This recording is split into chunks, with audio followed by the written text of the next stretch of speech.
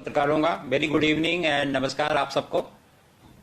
आज के ब्रीफिंग में मेरे साथ मेरे सहयोगी महेंद्र गुप्ता जी हैं, जो कि executive director railway recruitment board हैं, जो मेरे साथ इसमें काफ़ी इम्पोर्टेंट काम सब सहयोग निभा रहे हैं।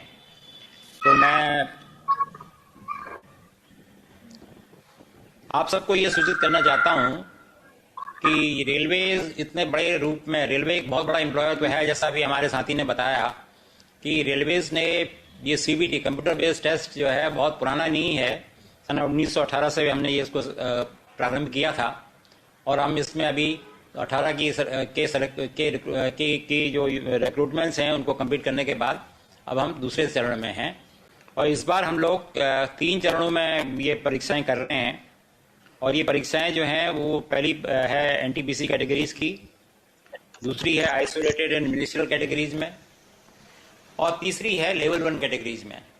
और हम लोग इस परीक्षाओं में, इन 3 परीक्षाओं में जो 3 अलग अलग उसमें हो रही हैं चरणों में, उसमें कुल मिला के हमारे साथ 1,40,000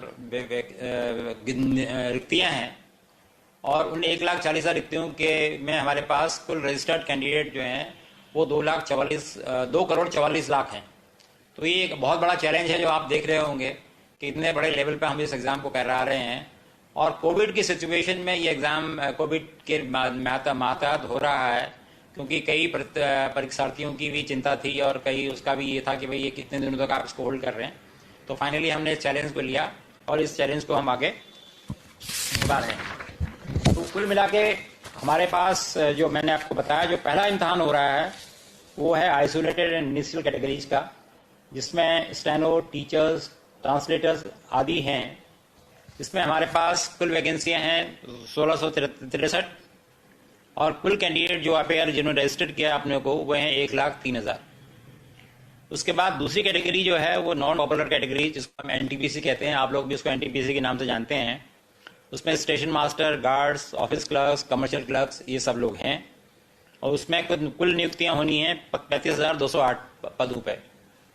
और हमारे पास जो रजिस्टर्ड कैंडिडेट हैं वो हैं 1,26,00,000।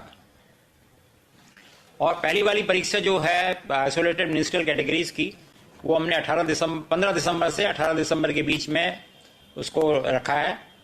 और जो नॉन टेक्निकल पॉपुलर कैटेगरी का एग्जाम है, इसको अभी हमने 28 दिसंबर से शुरू करना है और मिड मार्च तक ये जाएगा, क्योंकि आपने देखा है 1,26,00,000 कैंडिडेट हैं, तो ये लंबा पीरियड चलेगा।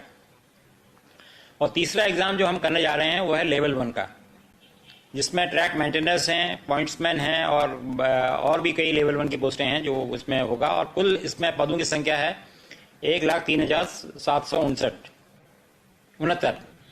और कुल मिला के इसमें कैंडिडेट हैं जो रजिस्टर्ड हुए हैं 1,15,00,000।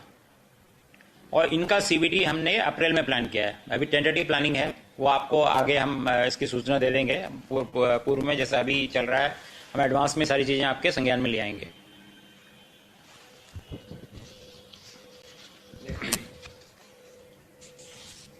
तो कुल मिला के जो अभी हम पहला एग्जाम जो 15 तारीख से शुरू हो रहा है आइसोलेटेड और मिनिस्ट्रियल कैटेगरीज का, उसमें आपने जैसे मैंने अक्टूबर से 20 अक्टूबर के बीच में प्लान है। हम 15 अक्टूबर से 20 अक्टूबर के बीच में।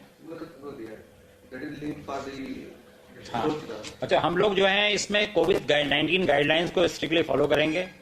और हमने इसमें कैंडिडेट को उनके एग्जाम सिटी, डेट के बारे में, उनकी ट्रैवल अथॉरिटी के बारे में 5 दिसंबर से उनको लिंक भेज दिया है इसके बारे में, सो दैट उनको ये सारी सूचनाएं पूर्व में हो कि वो किस सिटी में उनका एग्जाम होगा।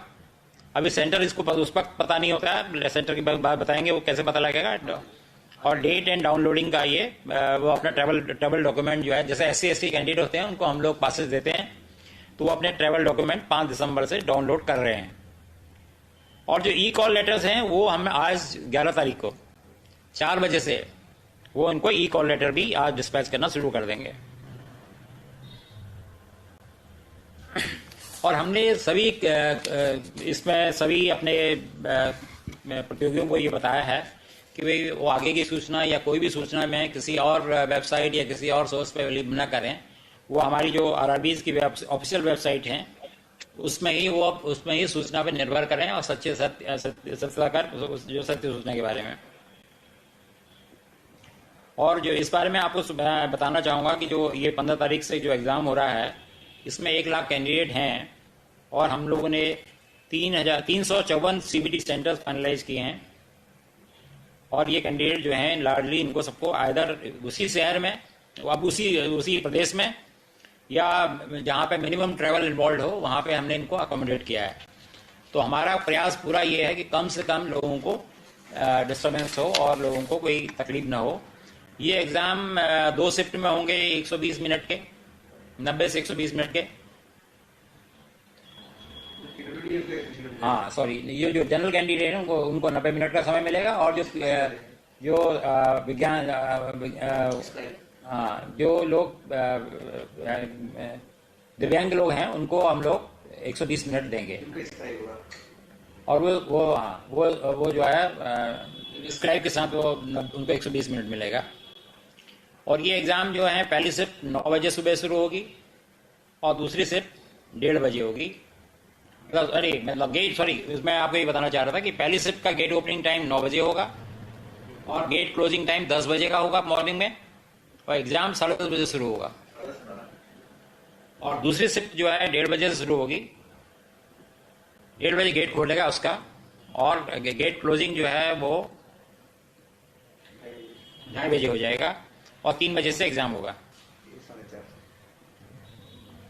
तो अब और अगली स्लाइड में मैं दिखाऊंगा आपको कि कैंडिडेट समय जो 1,25,000 क्या कितना, अच्छा सॉरी, हाँ, ये 1,11,917 कैंडिडेट किस तरीके से, किन प्रांतों में किस तरीके से इनका डिस्ट्रीब्यूशन है, वो आपको इसकी जानकारी मिल जाएगी इससे। जैसे उत्तर प्रदेश में सबसे ज़्यादा कैंडिडेट है, मेरे ख्याल से मिजोरम में सबसे कम है, या अंडमान निकोबार में सबसे कम है। तो ये इस तरीके से इनका, हमारे यहाँ जो एप्लीकेंट हैं उनका डिस्ट्रीब्यूशन ये है। और सिमिलरली अगली स्लाइड में हम दिखा रहे हैं आपको कि 1,25,88,524 NTPC कैंडिडेट, उनका डिस्ट्रीब्यूशन किस तरीके से है, हम हर स्टेट्स में कहाँ पे उनको है। तो हमारी पहला प्रयास यही है कि जहाँ जिस प्रदेश के हैं वो उनको वहीं पे अकोमोडेट कर सकें। और बहुत बड़ा चैलेंज है कोविड सिचुएशन में इसको कराना, तो उसमें जो कुछ मिनिमल डिस्टर्बेंस, अनअवॉइडेबल डिस्टर्बेंस होगा, वही हम चाहेंगे कि प्रतियोगियों को रहे, अन्यथा वो ऐसा नहीं होगा।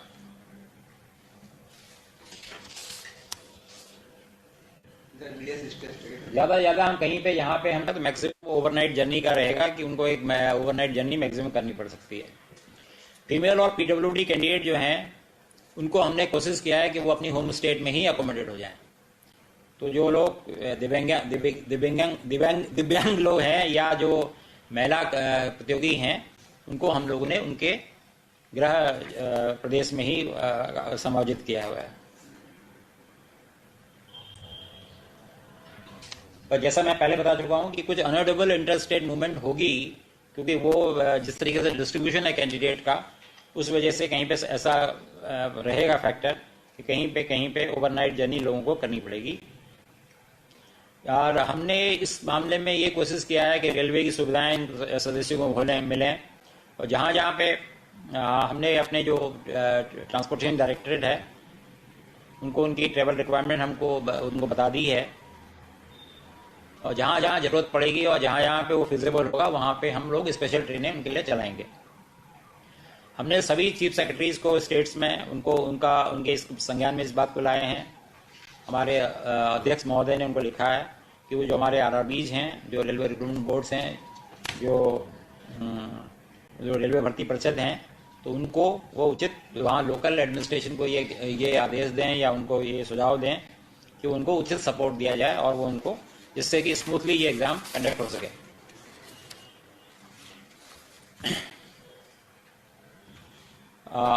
एक और इसमें आप देखिए, इस CBT एग्ज़ाम में या इस मेथोडोलॉजी में हम लोग पूरा प्रयास कर रहे हैं कि हमारे जो फर्स्ट टाइमर्स हैं, जिन लोगों ने पहले इस तरीके का एग्ज़ाम नहीं दिया है, उनको भी किसी तरीके की असुविधा ना हो।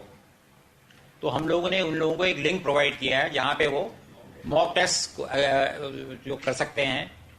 तो ये मॉक टेस्ट जो है एक्चुअल एग्जामिनेशन से पहले फैमिलियराइजेशन के लिए ये उपलब्ध कराई है सुविधा। तो कैंडिडेट्स जो हैं उनको हम क्वेश्चन पेपर, इसके अलावा ये हम और भी ये सुनिश्चित करने के लिए कि हर तरह से ट्रांसपेरेंसी हो और जो क्वेश्चन पेपर है कैंडिडेट का वो उसको दिखाए, उनको वो उपलब्ध होगा। Answer booklet along with correct answer keys, उन्होंने क्या आंसर दिया है और उसके आंसर कीज एक्चुअली क्या है, ये एग्जाम के बाद उनको उपलब्ध करा दी जाएगी, जिससे किसी तरह की भी कोई एम्बिग्युइटी किसी कैंडिडेट में ना रहे। और ये भी हमने उनको सुविधा दी है कि अगर वो कहीं पे उनको किसी चीज में वो सहमति नहीं रखते हैं तो वो करेक्शंस के या कोई करेक्ट उनको लग रहा है कहीं पे कोई करेक्शंस गलत हैं या कुछ क्वेश्चन है उनके, तो वो अपने ऑब्जेक्शन रेज कर सकते हैं। और जैसा कि आपको पता है रेलवे ने अब जो इंटरव्यूज होते थे वो सब खत्म कर दिए हैं। तो इन एग्जाम्स में जो ये सीबीटी एग्जाम है इसकी परफॉर्मेंस ही प्लस जो मेडिकल और बाकी चीजें होंगी, बाकी यही इनके पैरामीटर रहेंगे। तो कोई डिस्क्रिप्शन नहीं है, तो सारी ट्रांसपेरेंसी इस एग्जाम में रहेगी। इस एग्जाम में हमने इंटीग्रिटी जो है हाई लेवल की इंटीग्रिटी रखने के लिए क्या लिखा है कि biometric and photo capture before exam, ये सुविधा दी है कि जो एग्जाम से पहले बायोमेट्रिक और फोटो कैप्चर जो है वो जो हमारे जहाँ पे एग्जाम सेंटर होगा वहाँ पे ये सुविधा रहेगी कि उनका बायोमेट्रिक भी होगा और उनका फोटो कैप्चर भी होगा, जिससे कि इम्पर्सोनेशन, आपने कई इस तरह की घटनाएं देखी हैं जहाँ पे दूसरे कैंडिडेट अपेयर हो जाते हैं, बाद में काफ़ी लॉ एंड ऑर्डर सिचुएशन हो जाती है या पुलिस कंप्लेंट हो जाती हैं, तो उससे हम लोगों ने बचने का पूरा प्रयास किया है। और जो कैंडिडेट का फोटो होगा वो कैंडिडेट की स्क्रीन पर डिस्प्ले होगा। यहाँ पे सीसीटीवी सर्विलेंस भी होगी और कमांड सेंटर में रियल टाइम मॉनिटरिंग भी होगी। और जो कैंडिडेट जो उनके जवाब होंगे वो सिस्टम में कैप्चर हो जाएंगे और वो 128 बिट इंक्रिप्शन में रहेंगे, जिससे कि वो उसमें कोई आदमी उसमें वो नहीं कर पाए, किसी तरीके की उसको डिस्टर्ब ना कर पाए। हमारे पास हर कैंडिडेट का डिटेल ऑडिट ट्रेल अवेलेबल होगा। तो ये आपको ये जान के बड़ी खुशी होगी कि आरआरबी हमारी जो है टोटली कमिटेड हैं। कई दिनों तक लोगों ने डे एंड नाइट काम किया है। ये पूरी प्रोसेस हम लोगों के लिए एक नया एक्सपीरियंस था। इसमें कई हमारे आरआरबी के चेयरमैन इन्वॉल्व थे, प्री बिड्स के स्टेज में, बिड डॉक्यूमेंट बनाने में, पोस्ट बिड में। तो ये बहुत इसमें काफ़ी काम हुआ है और हर प्रयास किया गया कि जिससे कोई किसी तरीके की किसी को ना तो असुविधा हो और ना कोई किसी तरीके की कोई किसी को अनड्यू एडवांटेज मिले। मैं एग्जाम के दिन में हम लोग कैंडिडेट्स का टेम्परेचर लेंगे और जो कि थर्मोगन से लिया जाएगा, जिनका प्रेस्क्राइब टेम्परेचर जो प्रोटोकॉल के हिसाब से टेम्परेचर प्रेस्क्राइब है उससे ज़्यादा का टेम्परेचर होगा, तो उनको एग्जाम से डिसअलाउ किया जाएगा, उनको रजिस्टर्ड मेल से इन्फॉर्म किया जाएगा और उनको रिशेड्यूल किया जाएगा उनका एग्जाम। ऐसा नहीं कि उनका चांस अगर उस दिन टेम्परेचर कितना न खास तक किसी वजह से अगर उनको टेम्परेचर आ जाता है तो ये प्रयास होगा कि उनको रिशेड्यूल करके दूसरे दिन किसी और उसमें सुविधा अनुसार उनको दूसरे दिन के लिए शेड्यूल किया जाएगा और इसकी सूचना उनको पर्याप्त रूप से दी जाएगी, समय पर दे दी जाएगी। यहाँ इस एग्जाम में कैंडिडेट को फेस मास्क पहनना है, वो अपना फेस मास्क खुद पहनेंगे। और एक हमने और ये देखा है कि हम ये नहीं कह रहे हैं कि उनको कोविड टेस्ट करा के आना चाहिए, पर हम ये कह रहे हैं कि वो एक डिक्लेरेशन देंगे कि भाई उनको प्रेस्क्राइब फॉर्मेट होगा उसका कि उनको न तो उनको कोई कोविड टाइप की इस तरह की कोई समस्या नहीं है उनके साथ। अगर ऐसा वो नहीं करेंगे तो उसके बाद हम फिर उनको एग्जाम में उनको अलाउ नहीं किया जाएगा। यहाँ तक क्राउड मैनेजमेंट का सिस्टम है, टोटल प्रॉपर जो कोविड मैनेजमेंट का जो प्रोटोकॉल है वो फॉलो किया जाएगा। वो मेन गेट से एग्जाम लैब्स तक जिस तरीके से है वो सब मतलब कहीं पे भी कोई कमी नहीं रखी जाएगी। और हर शिफ्ट के बाद एग्जाम, जैसे मैंने आपको बताया था कि 2 शिफ्ट में होगा, तो हर शिफ्ट के बाद एग्जामिनेशन सेंटर को सैनिटाइज किया जाएगा, जिससे कि दूसरी शिफ्ट वाले लोगों को कोई तकलीफ ना हो और किसी तरीके की कोई असुविधा ना हो और किसी को ये संज्ञान में भी न रहे कि या किसी को इस तरीके का अनिश्चितता ना हो कि भाई क्या होगा उनका करके।